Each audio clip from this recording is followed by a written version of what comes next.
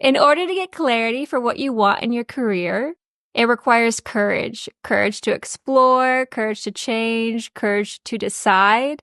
So today we want to talk about the foundations for how to get that courage. What makes that courage possible? I'm Rebecca and this is Sophie, and together we have combined 15 years of experience as career coaches, helping people who are dissatisfied with their job to get clarity on what it is they want and make their ideal career a reality. So we want to dive deeper into one of those foundations for career clarity. That is wellness. So I want to ask my amazing co-host, Rebecca, some of her experiences with her clients and how it might illuminate something for us to learn today. How does that sound? Sounds great. Okay. So Rebecca, what does wellness mean to you? Well, when it comes to getting clarity on what we want for a career or anything in our life, I would say what talking about wellness means physical wellness. So making sure you're taking care of yourself physically and then also mentally. And so with the physical piece, I had a client one time who was really stressed about work and he was drinking a bottle of wine every night to be able to sleep. And he said that he was waking up around 3 or 4 in the morning with anxiety and stress about work and not getting good sleep. So then he needs a bottle of wine the next night to get to sleep.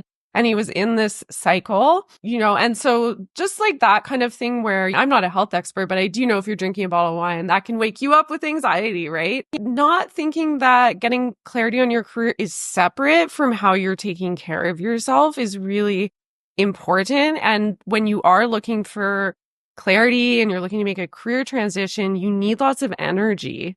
So whatever you need, whether that's exercise, healthy eating, again, I'm not an expert in this, not in my, but we all know basic wellness foundations. So just to not overlook that. Yeah. Thank you so much. It's so helpful. So let's just talk about why wellness is important. That was a good illustration, but I also want to just make 2 points that we might not be familiar with when it comes to figuring out what we want to do in our career. And the first point starts around the fact that career clarity does involve pushing boundaries, which takes courage to do. In order to push boundaries, though, we do need a foundation of feeling okay to push boundaries. Sometimes we're in a season of life where feeling safe and taking care of ourselves and resting is the right thing to do. But once we've been able to build ourselves up to a certain point with our physical, mental, all the things that relate to our wellness, then we can start pushing towards the edge of our comfort zone. And that's where clarity lies. You want to speak to that? It takes a lot of, it does take a lot of courage to build what we want for our career. And I like that we're talking about this. I think it's important. Sometimes it's really legitimate. We need to stay within a certain smaller comfort zone to heal from burnout or whatever something happened. That's not the time to push. But then once we can get to a certain extent, we fill in some of the holes in that foundation of wellness, then career clarity becomes possible. The courage to pursue career clarity becomes possible. I agree. That's why if you're struggling with burnout, that you need to address that first before you go and focus on career clarity and what you want next, which I know we're going to get into more in this conversation. Yep. So I don't know if you've noticed, but there's a bit of a paradox here. Career clarity requires us to push ourselves, but we also need to stay grounded on a foundation of wellness. And I can also use an example to help illustrate this a little bit more. Some people I meet, let's say on an intro call or in life, are trying to figure things out, and they think of career clarity as a sprint. Like they just need to gun it. They just need to go for it, and then they'll figure it out, and then things will be good. But it's much more accurate to think of clarity in career, but you'll find that clarity in a lot of areas of your life is more like a marathon. And you do need to take care of yourself. You can't just start tomorrow on a marathon and push yourself until you collapse on the concrete. You really need to prepare your body, nutrition, how you're training. You got to anticipate what does that length actually look like. So that's kind of like how I help some people reframe the journey that they think they're about to take, because it's not about just throwing yourself at it enough until you get to the finish line, but really knowing that you have to pace yourself and there will be ups and downs. It's really tempting to want results quickly. But one thing I use for myself and with my clients is about thinking in longer time frames about, how are you going to feel in 5 years, about the fact that you took 6 months or a year to really dive into what you wanted to make a change. Because when you're at the big start of that journey, that can feel so long. But if you zoom out 5, 10 years in the future and think about that amount of time, it seems a lot shorter. So it can be easier. Yeah. 100%. Yeah, that's so true. Rebecca, what's one common way that you see your clients actually block their own clarity by pushing themselves too hard when they don't have a firm foundation of wellness? Usually it's around mental stress, and any cause of stress in our lives makes us stupid. It's harder to get clarity. But one of the biggest things I see is my clients stressing around the fact that they don't know what they want. And then that creates a lot of pressure around having to figure out fast, kind of like we were just talking about. And that makes it harder to get clarity. So one thing I suggest to a lot of my clients is, think of this in give yourself 3 months or maybe 6 months to just not know and be okay with that. Put the timeline on it and give yourself that space and time to explore without all the pressure. Yeah. Totally agree with that. Thank you. So we're talking a lot about wellness foundations. We might want to get a little bit more clear on what does that even mean? What does it mean to build it? So there's really 2 main domains of wellness that we're talking about. You might consider other ones like spiritual wellness or other things, but we're mostly just talking about 2. So when it comes to the physical domain, it's very important to make sure that we have energy, which means we're sleeping well or doing what it takes to sleep well. I mean, some people might have problems with sleep, like I can relate. Sometimes I have sleeping problems. And if I put pressure to sleep well, then it's not going to happen.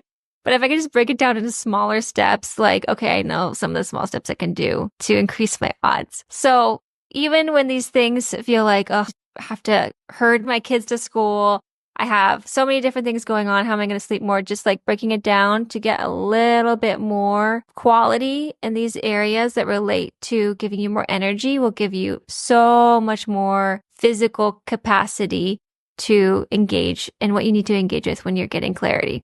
And your physical energy also relates to your mental resilience, which is the other domain.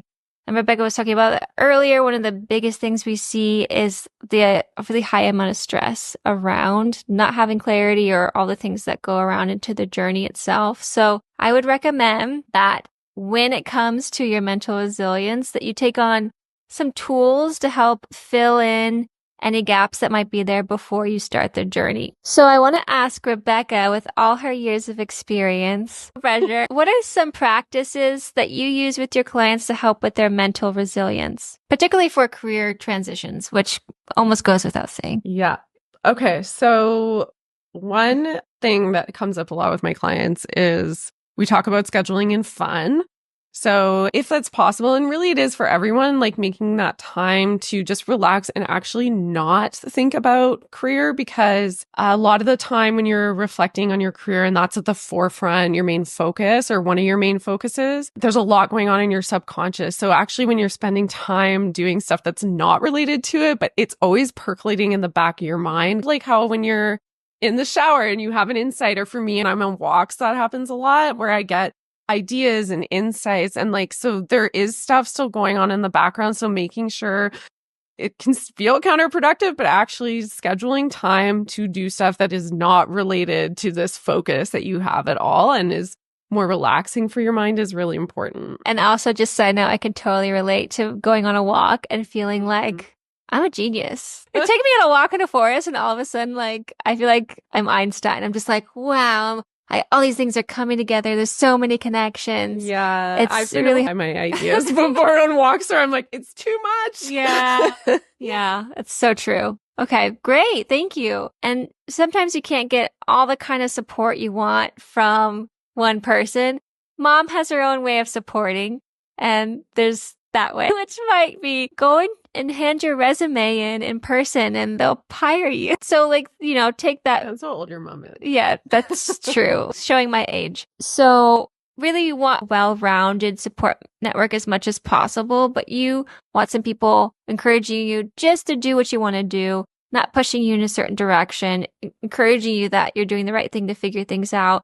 And it is also really helpful to have a mentor if possible. These days that might be hard to find, but it's often very rewarding if you can find someone to give you a little bit of coaching or mentorship or something like that that's a part of a more full spectrum support network. Did you have any thoughts on that? Yeah, one thing I have talked about with clients in the past is this concept. I think it's used quite a lot about having your board of directors that you tap into. So having a handful perhaps of chosen people that whose advice you trust and appreciate, because not everyone is going to be someone that you want to have support from or that's going to be helpful support. So having, 3 to 5 people that you consult on for important decisions or go to for feedback. Yeah, I would say that's just as important as anything else we mentioned, is having that behind you, because there are ups and downs, there are highs and lows to knowing what you want to do in your career, and you want someone there to help cheer you on. So really what I want to highlight in all of this is that if you're kind of in a spot where you're like, I need to do something, I need to make a change, just taking care of yourself is a step in career clarity. You don't have to figure it out or go for this huge milestone to know that you are taking steps, that you are on the path.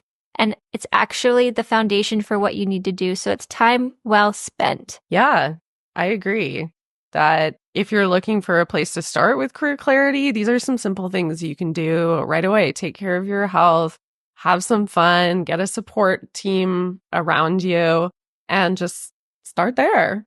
Who knew just having fun is productive? We give you permission. Having fun is productive.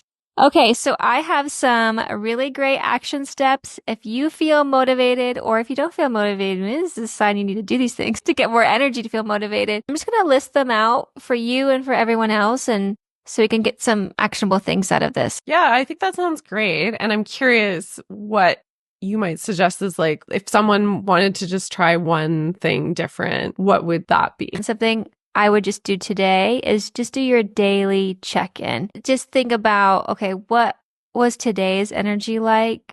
When the highs and lows? Doing that a few days, getting a sense of where that's landing and trying to figure out what's the lowest hanging fruit to increase that energy, whether it's mental, physical, or if connection with someone would give you what you need. I like that. Yeah, tapping into your own expertise on yourself to figure out what you could do to help your physical energy or mental energy. Great. So you can have courage to do the stuff. It's similar to what you said. People in my career clarity program, they start with rating their energy on a scale of 1 to 10. And so say you're 7, you just define, what does a 7 mean to you? What number do you want to get to, right? Well, I want to bump that up to a 9. And then what would a 9 look like? And that can help you really define what actions you want to take to help increase your energy right away. So key message here, remember that career clarity is about making the courage possible to actually achieve it. So this means working on your wellness foundations so that you can get to the point of getting clarity. I wanted to ask you one more question. Is there any final encouragement that you would offer the people out there? If you think you're too lazy to do any of this, you're not. That's a story that you're telling yourself that'll just keep you stuck. So stop listening to that voice. Stop it. Remember, just try one small practice today to put into action. And if you had a good time, just like and subscribe so you can find out when the next video is coming out.